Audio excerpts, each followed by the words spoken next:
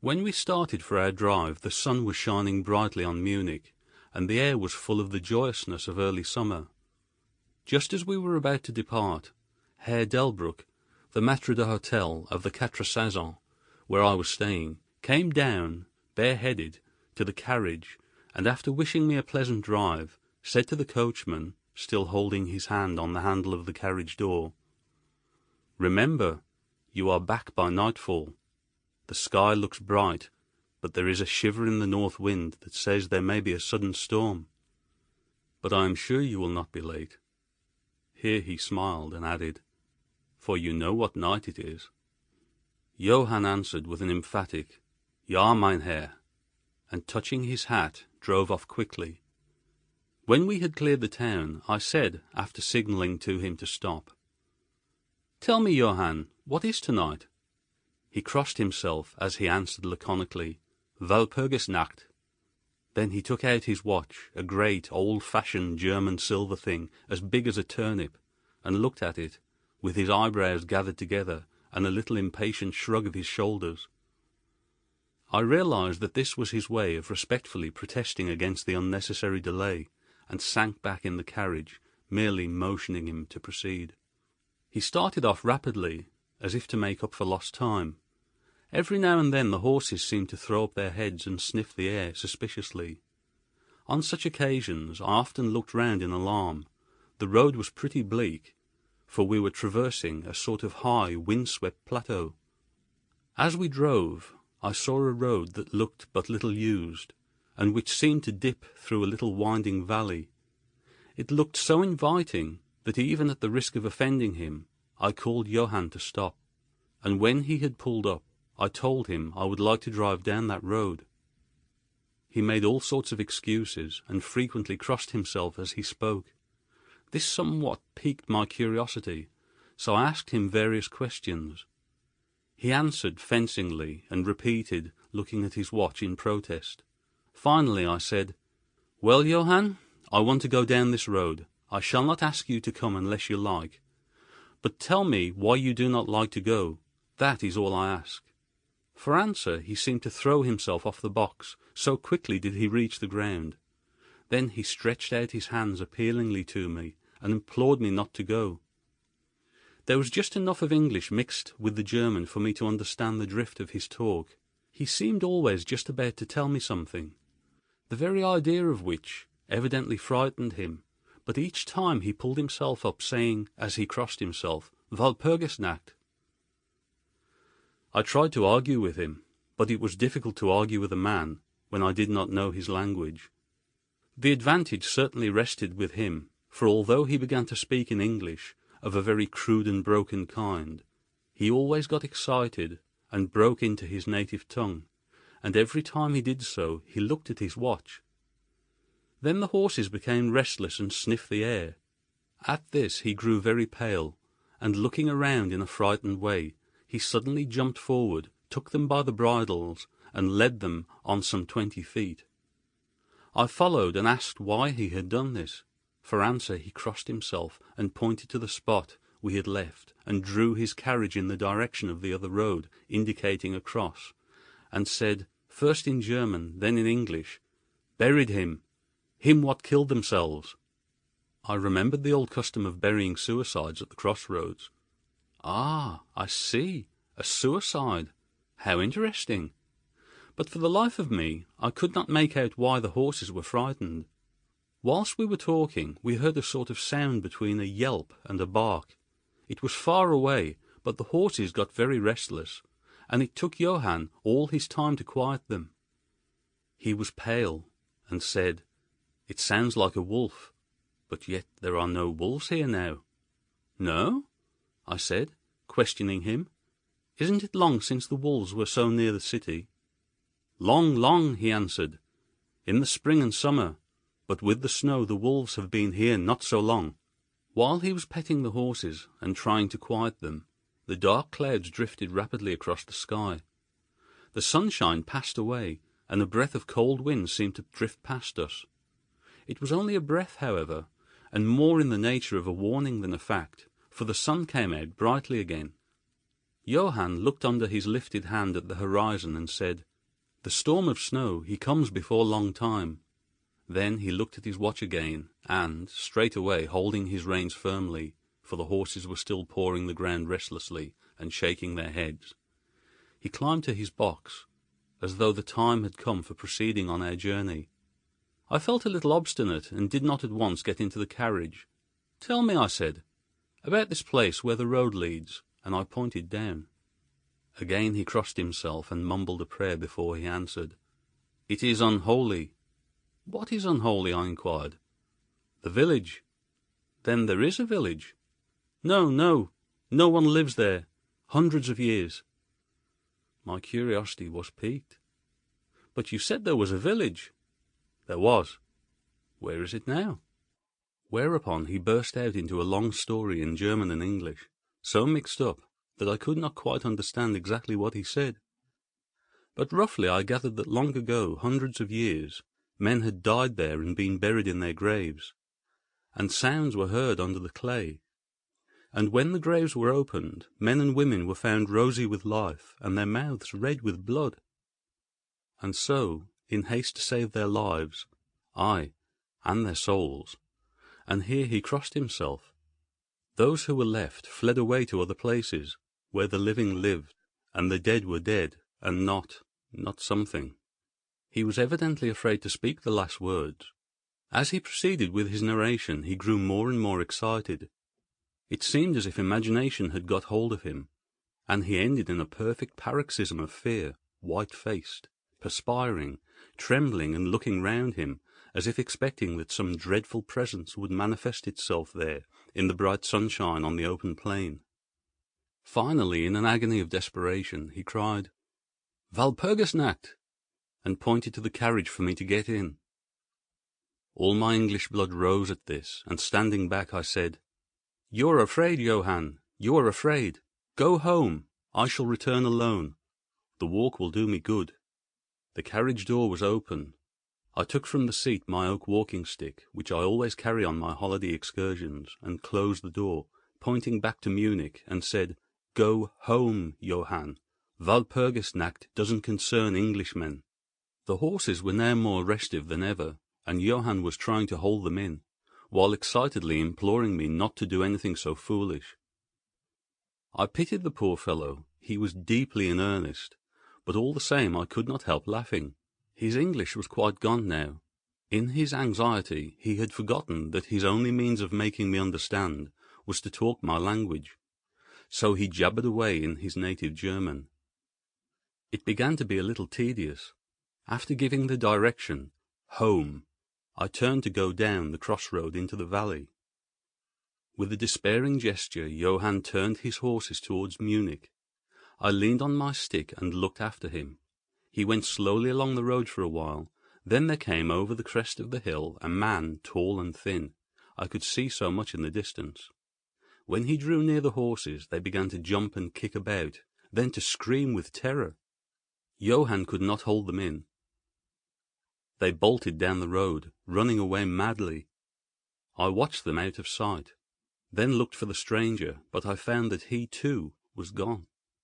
With a light heart I turned down the side road through the deepening valley to which Johann had objected. There was not the slightest reason that I could see for his objection, and I dare say I tramped for a couple of hours without thinking of time or distance, and certainly without seeing a person or a house. So far as the place was concerned, it was desolation itself, but I did not notice this particularly till, on turning a bend in the road, I came upon a scattered fringe of wood. Then I recognized that I had been impressed unconsciously by the desolation of the region through which I had passed. I sat down to rest myself and began to look around. It struck me that it was considerably colder than it had been at the commencement of my walk. A sort of sighing sound seemed to be around me, with, now and then, high overhead, a sort of muffled roar. Looking upwards, I noticed that great thick clouds were drifting rapidly across the sky from north to south at a great height. There were signs of coming storm in some lofty stratum of the air.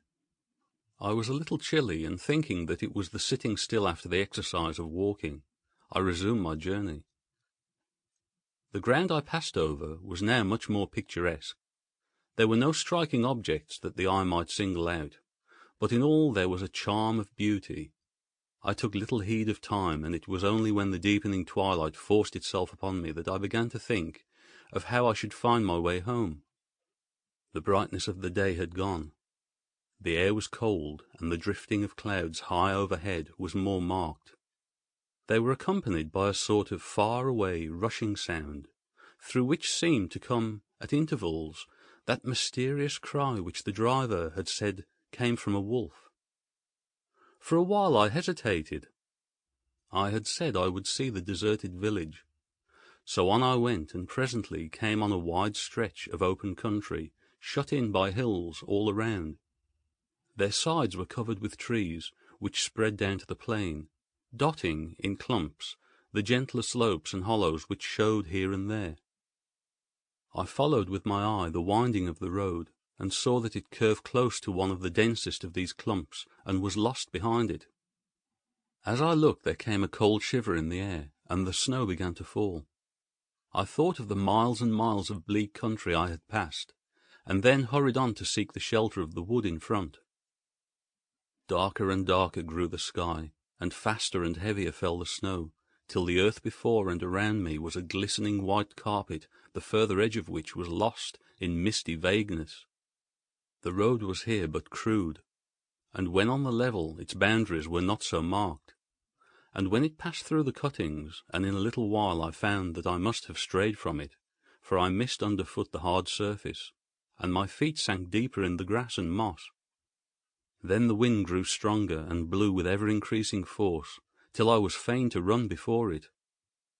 The air became icy cold, and in spite of my exercise I began to suffer.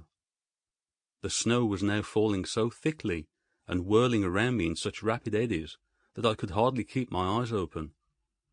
Every now and then the heavens were torn asunder by vivid lightning, and in the flashes I could see ahead of me a great mass of trees, chiefly yew and cypress, all heavily coated with snow.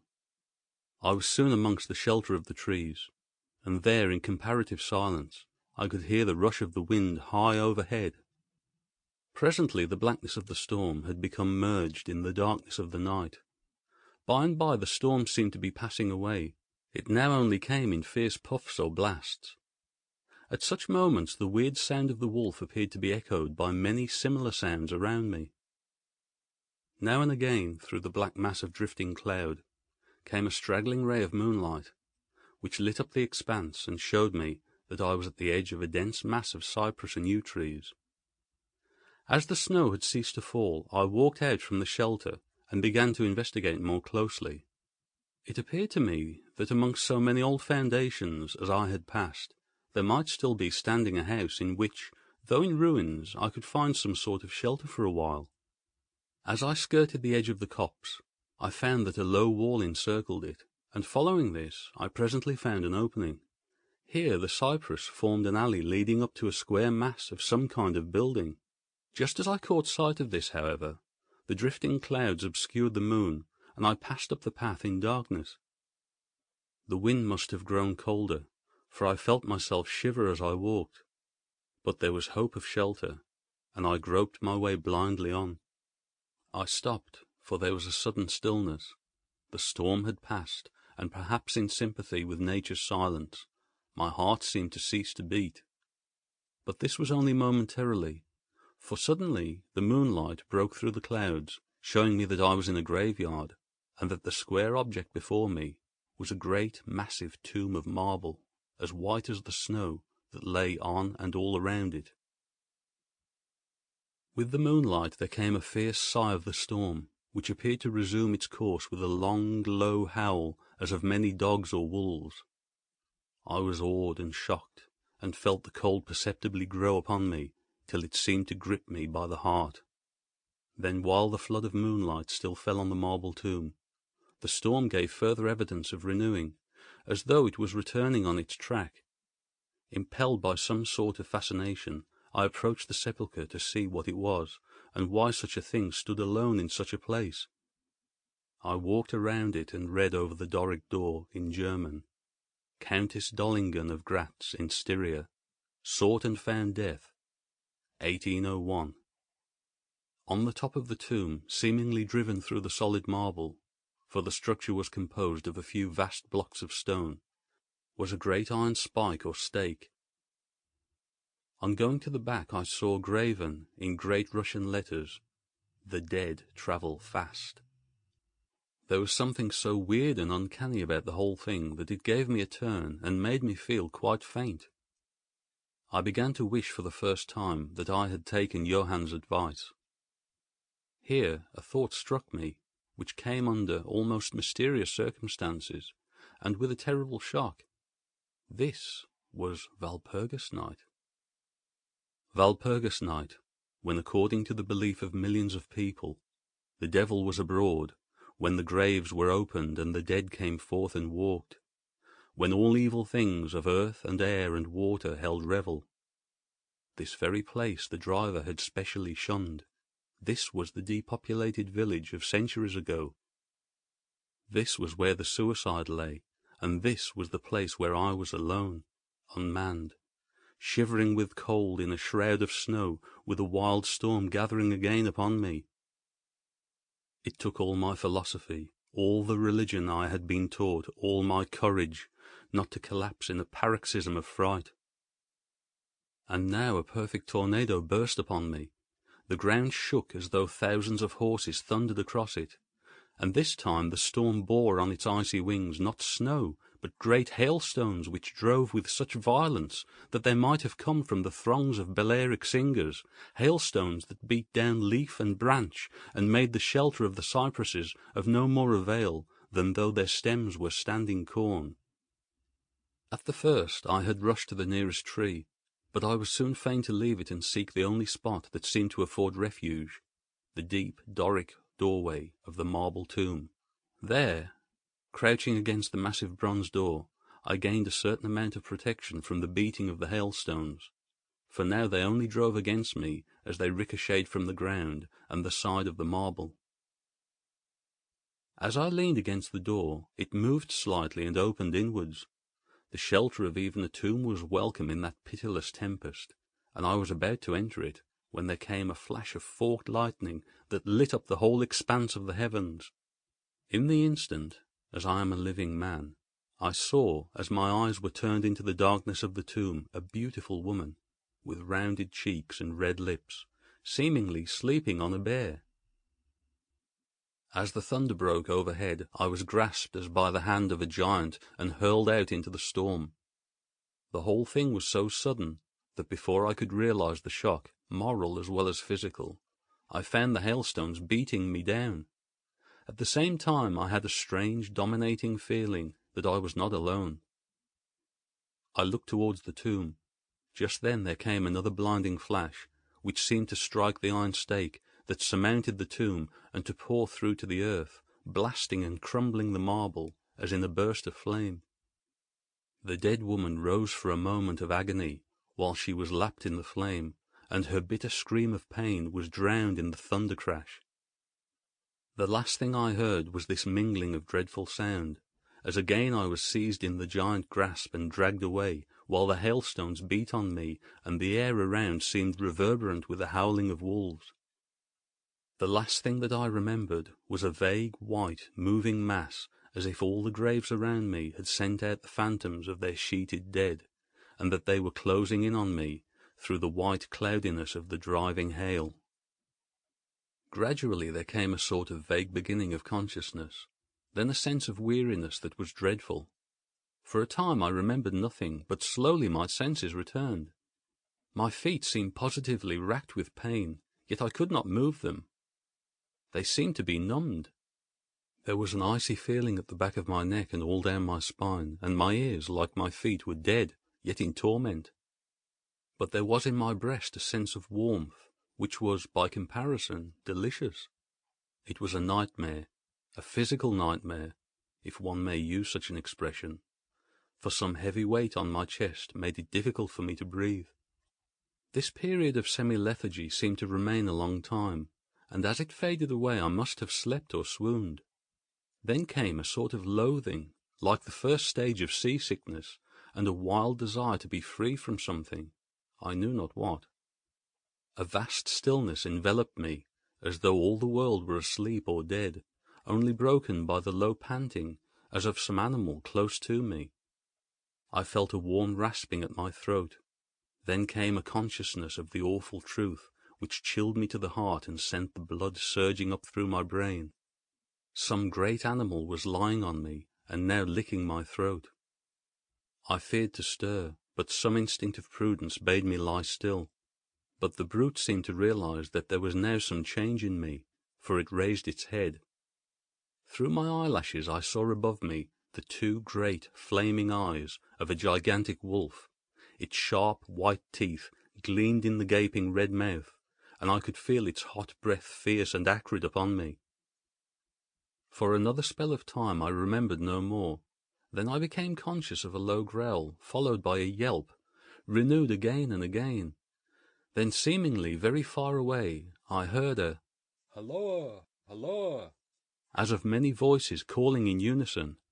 Cautiously I raised my head and looked in the direction whence the sound came. But the cemetery blocked my view. The wolf still continued to yelp in a strange way, and a red glare began to move around the grove of cypresses as though following the sound. As the voices drew closer, the wolf yelped faster and louder. I feared to make either sound or motion. Nearer came the red glow over the white pall which stretched into the darkness around me. Then all at once from beyond the trees there came at a trot a troop of horsemen bearing torches. The wolf rose from my breast and made for the cemetery. I saw one of the horsemen, soldiers by their caps and long military cloaks, raise his carbine and take aim. A companion knocked up his arm, and I heard the ball whiz over my head. He had evidently taken my body for that of the wolf. Another sighted the animal as it slunk away, and a shot followed. Then, at a gallop, the troop rode forward, some towards me, others following the wolf as it disappeared amongst the snow-clad cypresses. As they drew nearer, I tried to move, but was powerless, although I could see and hear all that went on around me. 2 or 3 of the soldiers jumped from their horses and knelt beside me. One of them raised my head and placed his hand over my heart. "Good news, comrades," he cried. "His heart still beats." Then some brandy was poured down my throat. It put vigor into me, and I was able to open my eyes fully and look around. Lights and shadows were moving among the trees, and I heard men call to one another. They drew together, uttering frightened exclamations, and the lights flashed as the others came pouring out of the cemetery pell-mell, like men possessed. When the further ones came close to us, those who were around me asked them eagerly, "Well, have you found him?" The reply rang out hurriedly, "No, no, come away quick, quick. This is no place to stay, and on this of all nights." "What is it?" was the question, asked in all manner of keys. The answer came variously and all indefinitely, as though the men were moved by some common impulse to speak, yet were restrained by some common fear from giving their thoughts. It, indeed," gibbered one, whose wits had plainly given out for the moment. "A wolf, and yet not a wolf," another put in shudderingly. "No use trying for him without the sacred bullet," a third remarked in a more ordinary manner. "Serve us right for coming out on this night. Truly we have earned our 1,000 marks," were the ejaculations of a fourth. "There was blood on the broken marble," another said after a pause. "The lightning never brought that there. And for him, is he safe? Look at his throat. See, comrades, the wolf has been lying on him and keeping his blood warm." The officer looked at my throat and replied, "He's all right. The skin is not pierced. What does it all mean? We should never have found him, but for the yelping of the wolf." "What came of it?" asked the man who was holding up my head, and who seemed the least panic-stricken of the party, for his hands were steady and without tremor. On his sleeve was the chevron of a petty officer. "It went to its home," answered the man, whose long face was pallid, and who actually shook with terror as he glanced around him fearfully. "There are graves enough there in which it may lie. Come, comrades, come quickly, let us leave this cursed spot." The officer raised me to a sitting posture, as he uttered a word of command. Then several men placed me upon a horse. He sprang to the saddle behind me, took me in his arms, gave the word to advance, and turning our faces away from the cypresses, we rode away in swift military order. As yet my tongue refused its office, and I was perforce silent. I must have fallen asleep, for the next thing I remembered was finding myself standing up, supported by a soldier on each side of me. It was almost broad daylight, and to the north a red streak of sunlight was reflected, like a path of blood, over the waste of snow. The officer was telling the men to say nothing of what they had seen, except that they found an English stranger guarded by a large dog. "Dog! That was no dog," cut in the man who had exhibited such fear. "I think I know a wolf when I see one." The young officer answered calmly, "I said dog." "Dog," reiterated the other ironically. It was evident that his courage was rising with the sun, and pointing to me, he said, "Look at his throat. Is that the work of a dog, master?" Instinctively I raised my hand to my throat, and as I touched it I cried out in pain. The men crowded round to look, some stooping down from their saddles, and again there came the calm voice of the young officer. A dog, as I said. If aught else were said, we should only be laughed at. I was then mounted behind a trooper, and we rode on into the suburbs of Munich. Here we came across a stray carriage, into which I was lifted, and it was driven off to the Quatre Saisons, the young officer accompanying me, whilst the trooper followed with his horse, and the others rode off to their barracks. When we arrived, Herr Delbruck rushed so quickly down the steps to meet me that it was apparent he had been watching within. Taking me by both hands, he solicitously led me in. The officer saluted me, and was turning to withdraw when I recognized his purpose, and insisted that he should come to my rooms. Over a glass of wine I warmly thanked him and his brave comrades for saving me.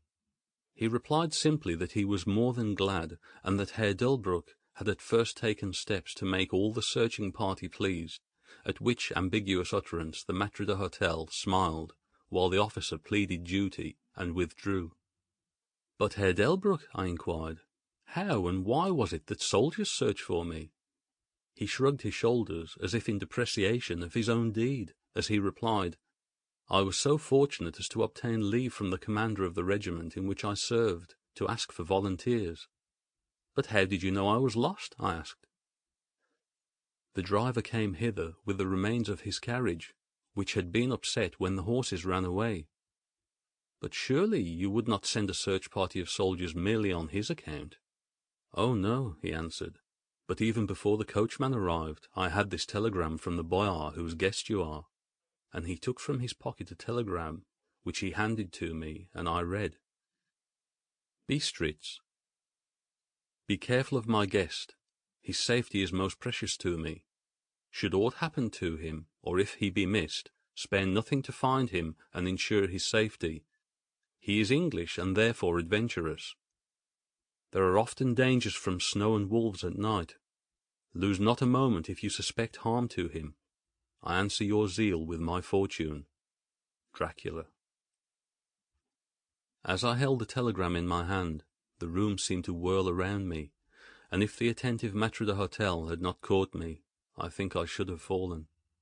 There was something so strange in all this, something so weird and impossible to imagine, that there grew on me a sense of my being in some way the sport of opposite forces, the mere vague idea of which seemed in a way to paralyze me. I was certainly under some form of mysterious protection.